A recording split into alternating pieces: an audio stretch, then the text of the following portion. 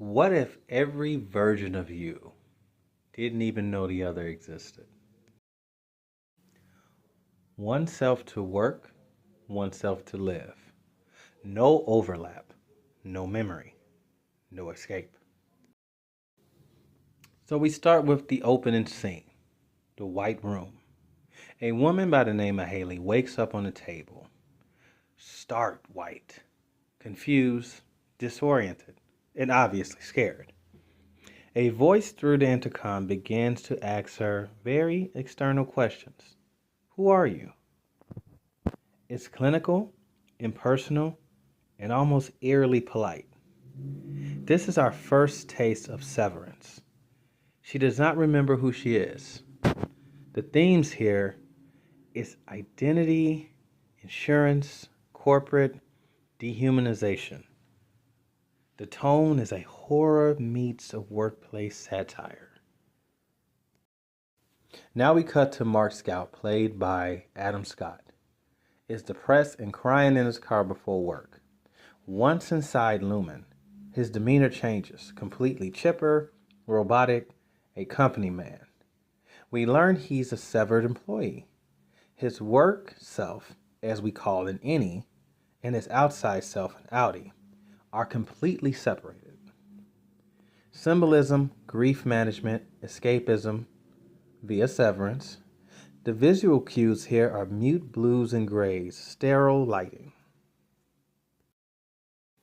Now Mark gets to work and is instantly promoted to department lead. His best friend, Petey, has mysteriously disappeared. Mark is assigned to train Haley, remember our wonderful young lady on the table.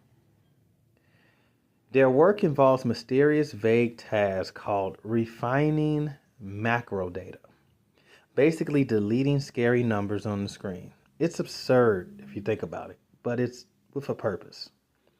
Themes here is alienation of labor, surveillance capitalism, foreshadowing something isn't right with Petey's departure. Obviously, Haley says, fuck this shit. She rebels. Haley questions everything. Why am I here? Let me out.